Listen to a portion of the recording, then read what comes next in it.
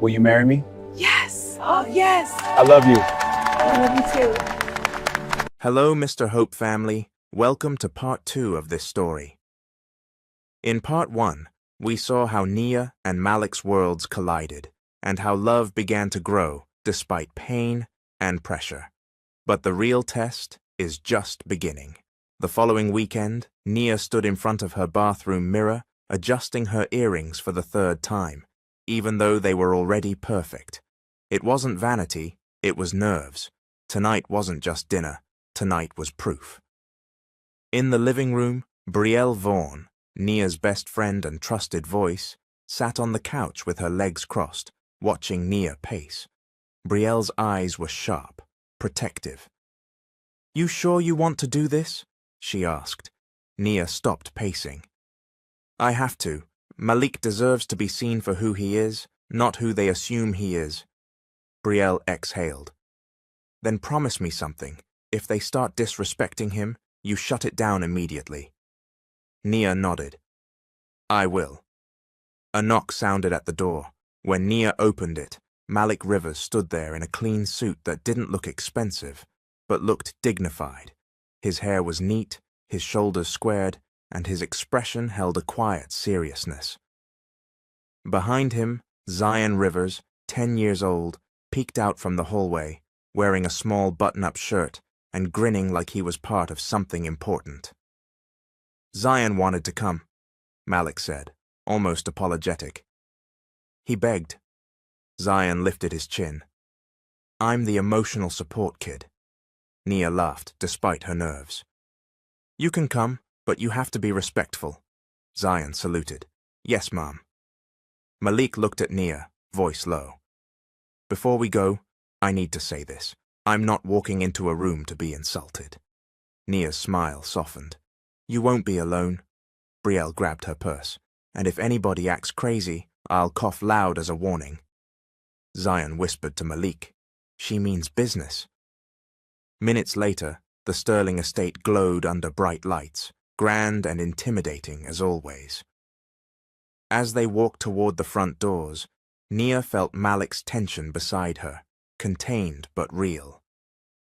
Inside the dining room, Edmund Sterling, Nia's father, proud and controlled, stood near the table while Patrice Sterling, her mother, wore a polished smile that didn't match her eyes.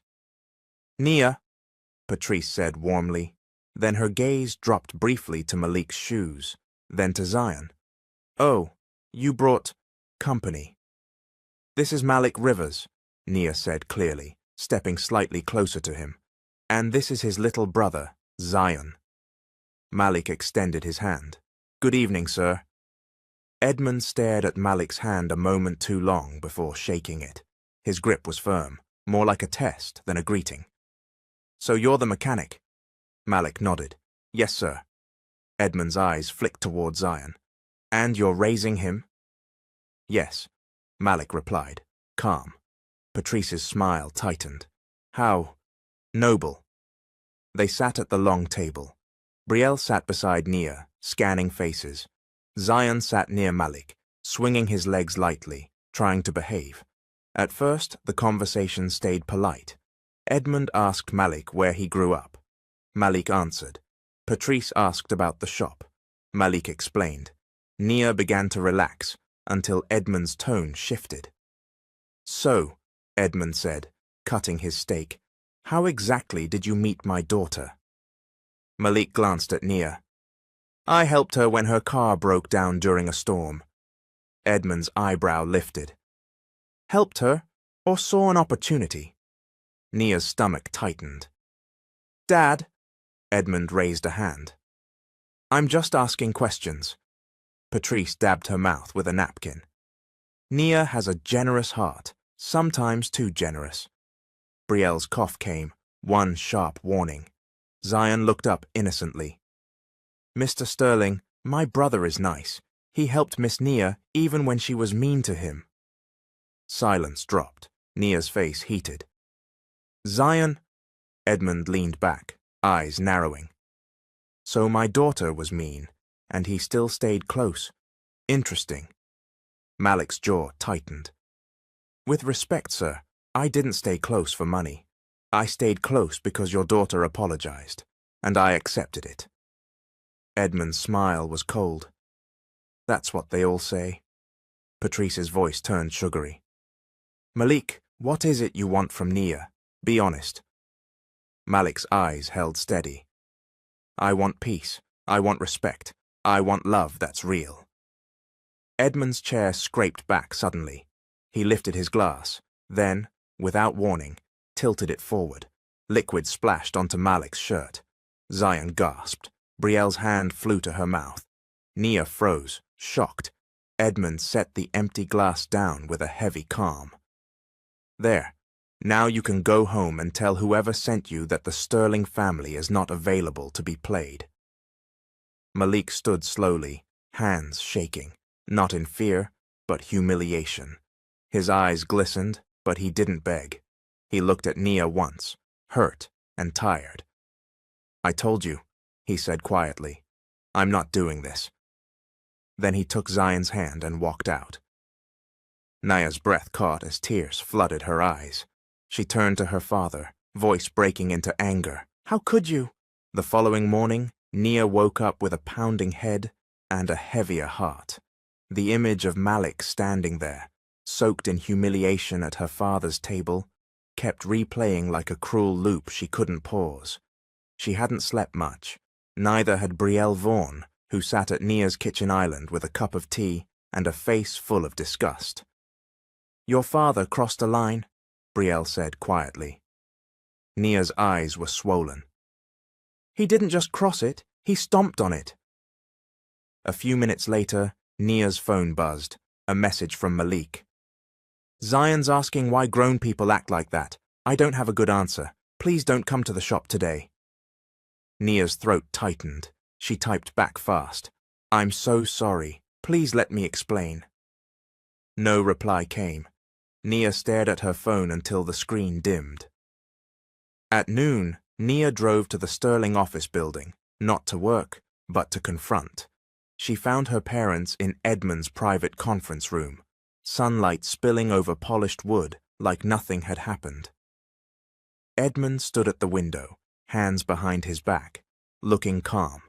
Patrice sat with her legs crossed, posture composed, as if last night had been a necessary correction. Nia walked in without greeting. What you did was cruel. Edmund didn't turn. What I did was necessary. Patrice's voice stayed smooth. We protected you, Nia. Nia let out a sharp and pained laugh. Protected me from a man who helped me in the rain, refused my money, and walked away with dignity after you assaulted him? Edmund finally faced her. You're too emotional. That's why you can't see what's obvious. What's obvious? Nia demanded. Edmund's eyes narrowed. Men like him don't end up at Sterling tables unless they want Sterling things. Brielle, who had followed Nia in, spoke up. Or unless someone invited him because he cares about your daughter. Patrice's gaze snapped to Brielle. This is family business. Brielle held her ground. Then act like family. Family doesn't humiliate people. Edmund's jaw tightened. Enough. Nia, we have already arranged a meeting for you this week with Grant Holloway. Nia's stomach dropped. No. Patrice leaned forward. Yes, he is stable. He is respected. He is safe. Safe? Nia repeated, voice rising. Safe for who? For me? Or for the company's image? Edmund's tone turned colder. You want to be CEO? Then you will stop making reckless decisions. Nia stared at him. So you're threatening my future? Patrice sighed like Nia was being difficult. Not threatening, guiding. Nia stepped back, shaking her head. This isn't guidance, it's control. Across town, Rivers Auto Works was busy. Malik Rivers tried to focus on an engine problem, but his mind kept drifting back to the moment that drink splashed down his chest. He could still hear Edmund's voice, not available to be played. In the front office, Zion Rivers, 10 years old, sat unusually quiet, drawing on a paper pad. Every few minutes he looked up like he wanted to ask something, then changed his mind. Malik wiped his hands and crouched beside him. "You okay?" Zion shrugged. "I don't like that man." Malik nodded. "Me neither." Zion's voice got small. "Ms. Nia didn't do it, though." Malik's throat tightened. "No, she didn't." Before Zion could say more, the shop door opened. Two people walked in, dressed too sharp for grease and engines, Edmund and Patrice Sterling. The shop went quiet. Malik stood, eyes narrowing. "What are you doing here?" Patrice smiled like she was delivering peace. "Malik, we came to talk." Edmund's gaze swept the shop like he owned the air. "Name your price," he said bluntly. "Whatever you want to stay away from our daughter." Zion's eyes widened. Malik's expression hardened.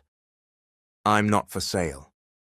Edmund reached into his jacket and placed an envelope on the counter. Thick. "Take it," Edmund said. "Disappear. Let Nia move on properly." Malik didn't touch it. His voice stayed calm, but it shook with anger. "You poured a drink on me last night and now you're trying to buy me this morning. You don't respect me. You fear what I represent." Patrice's smile faltered. "We're trying to protect her." Malik stepped closer, eyes steady. "No, you're trying to control her, and I won't help you do it." He slid the envelope back across the counter without opening it. Edmund's face tightened. "You're making a mistake." Malik's voice lowered. "The only mistake I made was believing you'd ever see me as human." Zion moved closer to Malik's side instinctively. Edmund stared a moment, then turned sharply toward the door. Patrice followed, heels clicking like punctuation. When they were gone, Malik exhaled slowly. Zion looked up at him. "Bro." Malik swallowed hard. "Yeah, little man." Zion's voice was quiet but certain. "You did the right thing." Malik nodded, but his eyes were wet, because doing the right thing didn't always feel like winning. Sometimes it felt like losing something you cared about, on purpose. A week after the bribe attempt at Rivers Auto Works, the distance between Nia and Malik felt like a wall made of pride, pain, and other people's decisions. Nia tried calling. Malik didn't answer. She texted. He responded once, short and careful. "I'm focusing on Zion and work. I can't keep reopening that wound." Nia read that message until the words blurred. She understood him, but it still hurt, because Malik wasn't punishing her. He was protecting his peace. That Friday evening, Nia pulled up outside Rivers Auto Works anyway. The sun was still up, the shop still open, but her courage felt small in her chest. She stepped inside and froze. Malik was under a car, tools in hand. He slid out from under it and stood slowly, wiping his hands. His eyes met hers, guarded. "Nia," he said, voice low. "I thought I asked you not to come." "I know," Nia replied, swallowing. "But I can't just disappear." Malik's shoulders stayed tense. "I'm not disappearing. I'm choosing what's healthy." Nia nodded. "I get it. I just needed you to hear this. I'm sorry for what they did. I didn't know my father would—" Malik cut in gently but firmly. "It's not just your father. It's the whole situation. I'm tired of being treated like a problem just because I don't have money." Nia's eyes filled. "You're not a problem." Malik's voice softened, and that softness hurt more than anger. "Then why does loving you come with humiliation?" Before Nia could answer, Zion Rivers, 10 years old, bright-eyed and observant, appeared near the office doorway, holding a small basketball. He stopped when he saw Nia. His face lit up for a second. Then it dimmed, like he remembered he wasn't supposed to be happy too loudly. "Hi, Ms. Nia," Zion said quietly. Nia crouched to his level. "Hi, Zion. I missed you." Zion looked at Malik, then back at her. Are you and my brother mad at each other? Nia's throat tightened. No, sweetheart. We're just figuring things out. Zion nodded slowly, like he was trying to understand grown-up math. Grown-ups always figure things out, while kids just gotta wait. Malik's expression softened at that, but his eyes stayed tired. Nia stood again, voice trembling. Malik, I don't want to lose this. I don't want to lose you. Malik held her gaze, and for a moment it looked like he might step closer, but then he exhaled and shook his head. I can't keep inviting pain into Zion's life, he said. He saw your father treat me like I was nothing. He felt that, and I can't have him growing up thinking that's normal. Nia blinked through tears. So what are you saying? Malik's voice was quiet, but final. I'm saying I care about you, but I'm stepping back. Zion's eyes widened. But Malik put a gentle hand on Zion's shoulder. It's okay, little man. Nia looked at Malik, heart cracking. So this is it? Malik swallowed. For now. Nia nodded, backing away as if the floor might break under her. Okay. She turned and walked out before she fell apart in front of Zion. The next morning, Nia sat in her parents' living room, eyes swollen, posture stiff. Edmund looked pleased in a way that made her skin crawl. I heard you went to his shop again, Edmund Sterling said. Good. Maybe you're finally accepting reality. Nia's voice was flat. You destroyed something good. Patrice Sterling sighed as if Nia was being dramatic. We saved you from humiliation. Nia let out a bitter laugh. No, you humiliated him, and I let it happen. Edmund leaned forward. You want a future? Then act like it. Grant Holloway is coming to dinner tonight. Nia didn't answer right away. Her heart screamed no, but exhaustion whispered yes, because fighting them felt like fighting a whole storm with bare hands. That evening, she arrived at a public charity event beside Grant Holloway, the billionaire investor's son, polished and camera-ready. Grant offered his arm with a smooth smile. Relax, Grant murmured. We'll look perfect. Nia forced a smile for the flashing phones, but inside she felt empty. Across town, Malik locked up his shop and looked upstairs where Zion's laughter floated down. Malik closed his eyes briefly, whispering a simple prayer for peace, because sometimes love isn't lost in one moment. Sometimes it's squeezed out, slowly, by pressure, pride, and people who refuse to see the heart. 2 years had passed since the night Malik walked away, and Houston had changed in small ways. New buildings, new restaurants, new billboards. But for Nia Sterling, the biggest change was inside her. On the outside, she looked exactly like the woman her parents wanted her to be. She stood beside Grant Holloway at galas, charity events, and board functions, always camera-ready, always polished. Grant, late 30s, wealthy, charming in public, played the role of the perfect partner like it was a rehearsed performance. He held doors, smiled for photos, and spoke in confident phrases that sounded good in headlines. And Nia smiled too, but her smile didn't reach her spirit anymore. At Sterling Global Holdings, Nia was now operating at the highest level, nearly CEO in everything but title. Her work was excellent, her decisions were brilliant, and the board praised her constantly.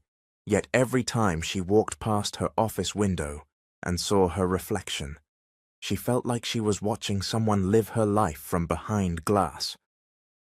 Some nights, she sat alone in her quiet home and stared at the ceiling, remembering laughter in a mechanic shop, remembering a boy who asked questions like the world was still safe, remembering Malik. Across town, Rivers Auto Works looked different now too. The sign was newly painted. The shop had expanded to 3 bays. Malik had hired 2 reliable workers and gained loyal customers who trusted him because he never cheated anyone.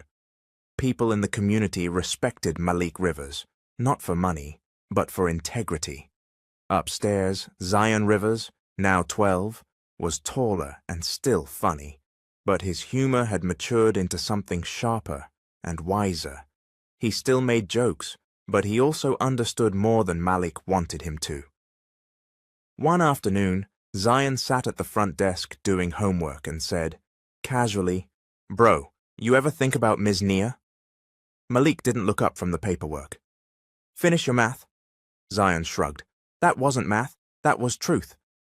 Malik exhaled quietly, then ruffled Zion's hair. "Go on." Zion smiled, satisfied. But later that night, Malik sat alone on the shop steps and admitted the truth to himself. He still cared. He just didn't know what caring was supposed to do with time.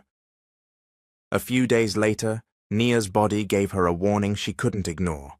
It started with exhaustion so deep sleep didn't fix it, then dizziness, then swelling in her hands that made rings feel tight. Nia told herself it was stress, meetings, travel, pressure. She kept going anyway, because that's what she had trained herself to do. Until the morning she collapsed in the Sterling office elevator. When she woke up, the white ceiling above her wasn't her own. A hospital.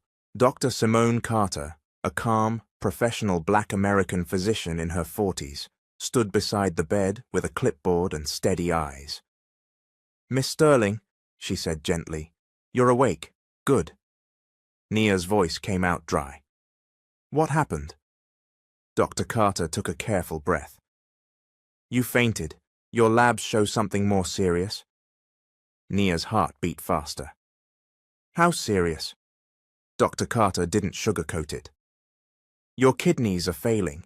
We need more tests, but based on what we see, you'll likely need a transplant." The words landed like a weight dropped on her chest. "A transplant?" Nia whispered. "Yes," Dr. Carter said softly, "and until then, you need to slow down and let us help you." Nia stared at the blanket, stunned. All the board meetings, all the perfect photos, all the pressure, none of it could negotiate with her body. A few hours later, her parents arrived, Edmund and Patrice Sterling, still dressed like the world was watching. Grant came too, holding flowers and wearing concern like a tailored jacket. Grant leaned over and kissed Nia's forehead lightly. "You scared everybody," he said, voice smooth. Nia looked at him, searching for warmth, for something real. Grant smiled. "Don't worry, we'll handle this. My doctors, my specialists, whatever you need." Patrice gripped Nia's hand. "Baby, you'll be fine. You're a Sterling." Edmund nodded sharply. "We'll find the best solution." Dr. Carter stepped in again, professional and clear. "We'll need to test close matches, family and also your partner." Grant's smile stiffened slightly. Nia noticed, and in that tiny shift, in that almost invisible hesitation, Nia felt something cold move through her, because for the first time in 2 years, the life she'd been forced to accept was about to be tested by one question. Who would still stand by her when love required sacrifice? The next week moved like a slow, heavy tide. Tests, appointments, quiet prayers, and long silences that said more than words ever could. In a bright hospital office, Dr. Simone Carter, Nia's physician, calm and direct, laid out the results with professional clarity. "We found a match," she said. "Actually, 2. Nia's fingers tightened around the edge of her chair. Across from her sat Grant Holloway, polished as always, his suit perfect even in a hospital. Behind them stood Edmund and Patrice Sterling, tense and focused. Dr. Carter continued, "Grant, you're a compatible match, and we also received another compatible donor result." Nia's heart jumped. "Another?" Dr. Carter nodded. "Yes, Malik Rivers." The air shifted. Nia's breath caught at the name, like her past had walked into the room and stood beside her. Grant's smile stayed in place, but his eyes flickered. "Doctor," he said smoothly, "I'm sure there are other options. I have responsibilities, travel, risk considerations." Dr. Carter's voice remained neutral. "Donation is voluntary. No one is forced." Nia stared at Grant, waiting for him to say, "I'm here. I'll do it." Instead, Grant adjusted his cuff like he was preparing for a meeting. "I'll support Nia in every other way," he said. "The best care, the best resources." Nia's throat tightened. "So, you won't?" Grant's gaze slid away for half a second. "I can't." That single sentence cracked something clean down the middle. Not her body, her illusion. Patrice reached for Nia's hand. Edmund's face hardened, but even he couldn't hide the shock. That same evening, across town at Rivers Auto Works, Malik Rivers sat at the small table upstairs, while Zion Rivers, now 12, watched him with wide, careful eyes. Zion spoke first, voice quieter than his usual jokes. "You got tested? For her?" Malik nodded once. "Yeah." Zion swallowed. "Are you gonna do it?" Malik didn't answer right away. He looked out the window, then down at his hands, the same hands that fixed engines, held Zion steady, and once turned a car key in the rain for a woman who didn't even say thank you. "I'm not doing it to prove anything," Malik said softly. "I'm doing it because my faith won't let me become bitter." Zion's eyes shined. "You still care about her?" Malik exhaled. "I never stopped." Zion leaned forward, voice steady like a kid trying to be brave for the adult he loved. "Then do what you believe is right. That's what you always tell me." Malik closed his eyes briefly and whispered a simple prayer. Then he nodded. Okay. Weeks later, Nia woke up feeling like air had returned to her life. The room was bright, her parents were there, eyes red, holding her hand like they were afraid to let go. Dr. Carter smiled gently. "The procedure went well," she said. Nia's voice was weak but clear. "Malik," Patrice broke down. "He saved you, baby." Edmund stepped forward, his pride finally cracked open. "We were wrong," he said, voice thick. "We judged a man by his paycheck instead of his character." Tears slid down Patrice's cheeks. "We thought control was protection. We were wrong." Nia turned her face toward the window, crying quietly, not just from gratitude, but from the truth. Love had shown up when image did not. Months later, on a bright Sunday morning, Nia stood at Sterling Global Holdings, not in a hospital gown, not behind a mask, but whole. She faced the board and Mr. Carlton Ames as he read the new amendment aloud. The old married CEO policy was removed permanently. Nia earned the CEO title on merit, no ring required. That afternoon, in a small church filled with laughter and light, Nia married Malik. Brielle smiled through tears. Zion wore a tiny suit and grinned proudly, whispering, "Told y'all love was real." And as Nia and Malik held hands, the lesson of their story became clear. Moral and educational lesson. Real love is proven by sacrifice and character, not money or status. Pain can teach you, but it shouldn't harden you. And when families choose humility, faith, and perseverance, even the hardest beginnings can lead to a beautiful destiny. The moral of this story is that character matters more than status. Money can buy comfort, gifts, and influence, but it cannot buy a clean heart. Nia learned that judging people by their social class can make you blind to true goodness, while Malik proved that real love is shown through actions, sacrifice, and consistency, not promises or image. The story also teaches that pain should shape wisdom, not bitterness. One betrayal should not turn into a prejudice against everyone. For parents, the lesson is clear. Guidance should never become control. When families push image over integrity, they can destroy something beautiful. In the end, faith, humility, and perseverance created healing. Nia chose truth over pressure, Malik chose forgiveness over pride, and both discovered that the richest life is built on respect, service, and genuine love. All right, family, that's how Nia and Malik's story comes full circle, through faith, sacrifice, and a love that proved itself when it mattered most. Now I want to hear from you. Who was your favorite character and why? Was it Nia, fighting to break free from pressure and prejudice? Malik, standing firm with dignity and a heart of service?